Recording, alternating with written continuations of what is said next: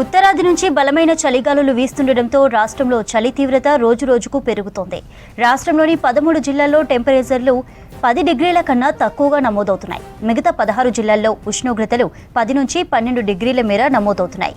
ఆదిలాబాద్, నిజామాబాద్, మెదక్ జిల్లాల్లో ఉష్ణోగ్రతలు 6 డిగ్రీల మేర రికార్డయ్యాయి. ఉత్తర తెలంగాణ జిల్లాల్లో చలి పంజా విసురుతోంది. ఆదిలాబాద్ ఏజెన్సీ ప్రాంతాలు చలికి గజగజలాడుతున్నాయి. భీంపూర్ మండలం అర్లీ టీపల్లిలో 6.3 అత్యల్ప ఉష్ణోగ్రతలు నమోదయ్యాయి. నిర్మల్ జిల్లా మామడలో 6.6, కొమరంభీం ఆసిఫాబాద్ జిల్లా తిర్యానిలో 6.7, సంగారెడ్డి జిల్లా కోహిర్లో 6.8 డిగ్రీల మేర టెంపరేచర్లు రికార్డయ్యాయి. కామారెడ్డి జిల్లా జుక్కల్లో 7.6, నిజామాబాద్ జిల్లా కోటగిరిలో 7.7 డిగ్రీల ఉష్ణోగ్రతలున్నాయి.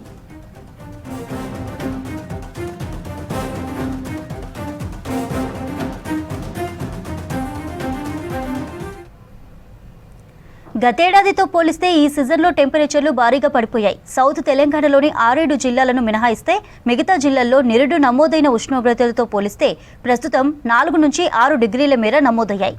హైదరాబాద్ నగరంతో పోలిస్తే శివారు ప్రాంతాల్లో చలి తీవ్రత మరింత పెరిగింది.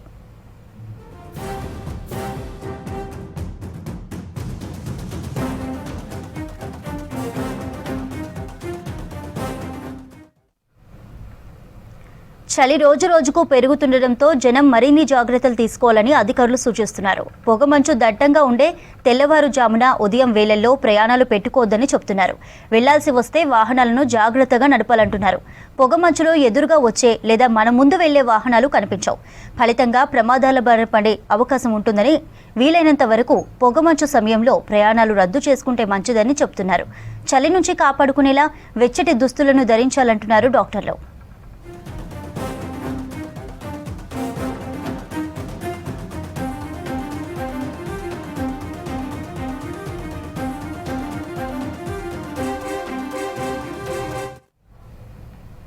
ఇక రాష్ట్రంలో చలి తీవ్రతకు సంబంధించిన మరిన్ని అప్డేట్స్ అనిల్ అందిస్తారు. Anil, over to you.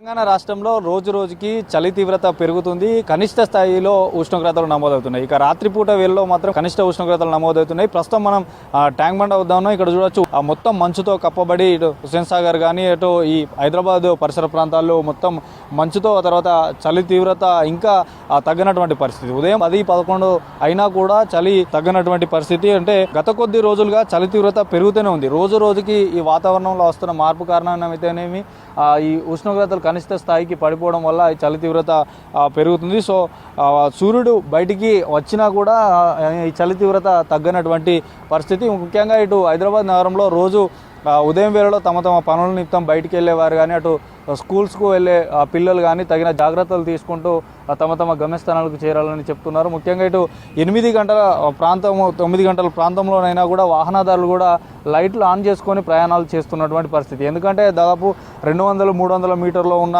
ముందున్న వ్యక్తి కానీ వాహనం కానీ ఈ పొగ మంచుతో కనబడినటువంటి పరిస్థితి. ఇక ముఖ్యంగా హైదరాబాద్ నుండి జాతీయ రహదారులు ఏదైతే వరంగల్ వెళ్ళే వైపు కానీ, తర్వాత హైదరాబాద్ నుంచి వరంగల్ కానీ, ఇటు హైదరాబాద్, ముంబై, హైదరాబాద్, విజయవాడ ఇలాంటి రహదారులతో పాటు జాతీయ రహదారుల మీద కూడా కొంచెం నెమ్మదిగా ఈ వాహనాలు వెళుతున్నటువంటి పరిస్థితి. సో దీర్ఘకాలిక అనారోగ్య సమస్యలు ఉన్నవారు కూడా ఈ చలి తీవ్రతను తట్టుకోలేటట్టు ఉన్ని దుస్తులు కానీ అటు పలు జాగ్రత్తలు తీసుకోవాలంటూ కూడా చెప్తున్నారు. ముఖ్యంగా చలి అంటే దీనికి దీర్ఘకాలిక వ్యాధులు ఉన్నవారు చలిలో బయటికి రావద్దని సూచిస్తున్నారు. సో గుండె సంబంధిత వ్యాధులతో బాధపడుతున్న వారు మాత్రం మార్నింగ్ వాక్ ఉదయం 8 తర్వాతనే మార్నింగ్ వాక్ వెళ్తే మంచిదంటున్నారు వైద్యులు. సో చలి తీవ్రత పెరగడంతో పాటు ఇటు ఎక్కువగా ఇటు జలుబుతో పాటు దగ్గు కూడా ఇలాంటి సమస్యలు తలెత్తే అవకాశం ఉంది కాబట్టి జాగ్రత్తలు తీసుకోవాలంటూ చెప్తున్నారు. సో ప్రజెంట్ మాత్రం ట్యాంక్ బండ్ వద్ద చూడొచ్చు. ఇక్కడ కొంతమంది ఏదైతే ఈ హుస్సేన్ సాగర్ చుట్టూ ఈ పొగమంచు కారణంగా ఇక్కడ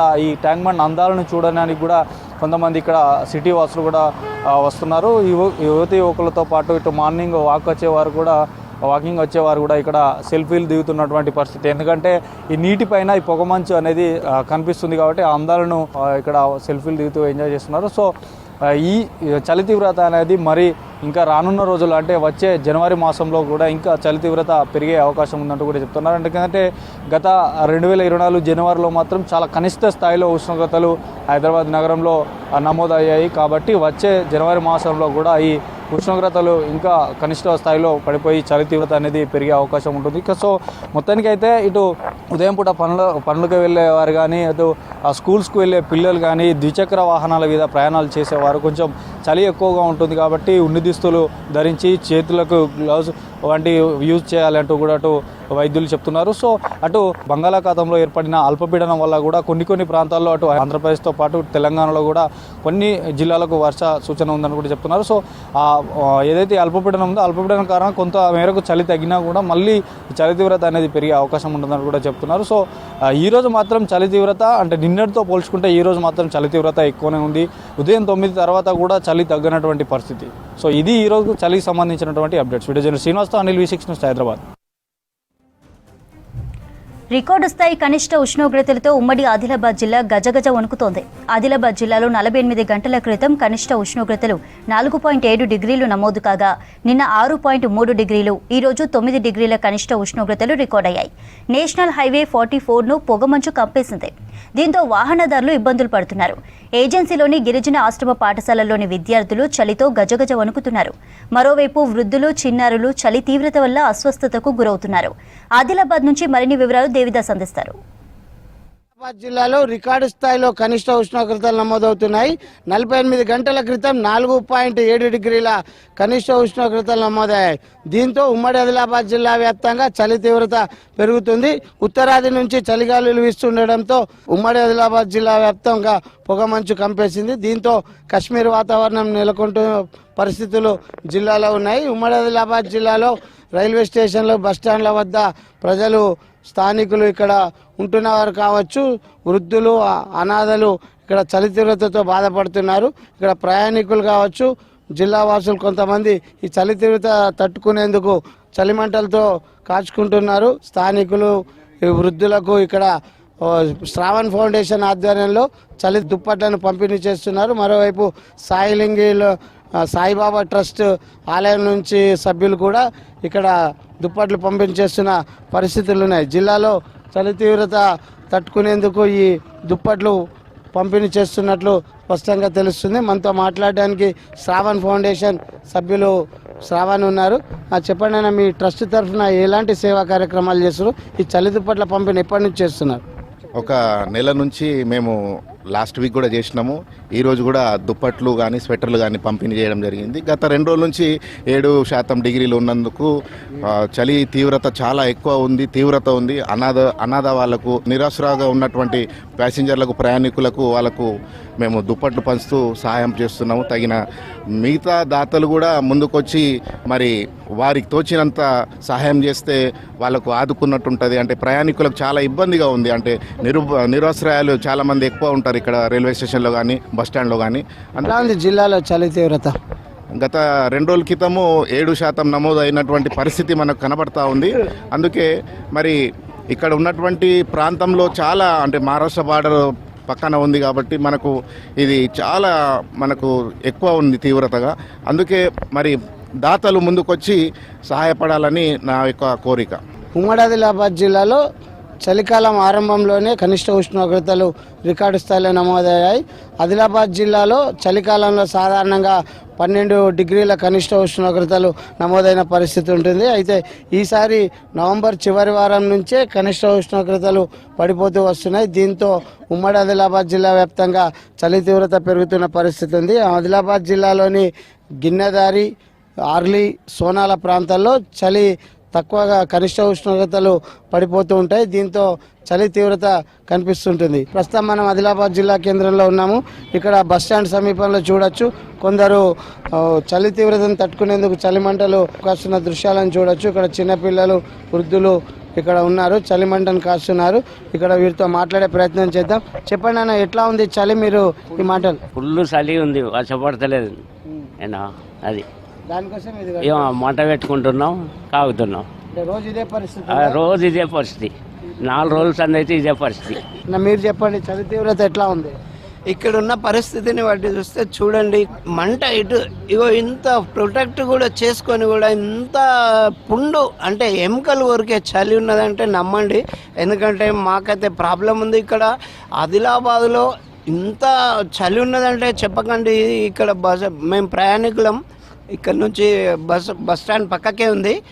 అక్కడ నిలబడి వర్షం పడక ఈ చలితోటి ఇబ్బంది పడగా ఇట్లా వణుకుతూ ఇక్కడ బస్ స్టాండ్ ముందర టీ హోటల్లో టీ తాగుతూ ఇక్కడ మంట తాగితే కొంచెం అంటే మాకు కొంచెం రిలాక్స్ అనిపిస్తుంది. అబ్బా ఈ చలి ఇక మాకైతే తెలుస్తలేదు. కాకపోతే కొందరు పెద్ద మనుషులు అంటున్నారు ఇది ఆదిలాబాద్లో ఫస్ట్ టైం అంటున్నారు, మరి మాకైతే తెలియదు. కాకపోతే ప్రొద్దున ప్రయాణం ఇంకెక్కడన్నా పనుల నిమిత్తం వెళ్తే అమ్మ, ఎందుకంటే ఆ భగవంతుడు స్వయంగా కనిపిస్తున్నట్టున్నది ఈ చలి రూపంలో. జిల్లాలో ఎన్ని రోజులు ఉంది ఇట్లా చలి? గత 5-6 రోజులైతే మరీ ఘోరంగా ఉందండి. రోజుకు పెరుగుతుందే కానీ తగ్గుతలేదు. ఎందుకంటే మరి ఈ వాతావరణ ప్రాబ్లమో ఏమో తెలియదు కానీ, కాకపోతే ఈ వారం రోజులైతే నిజంగా చెప్తున్నా వణికిస్తున్నాయి గజ.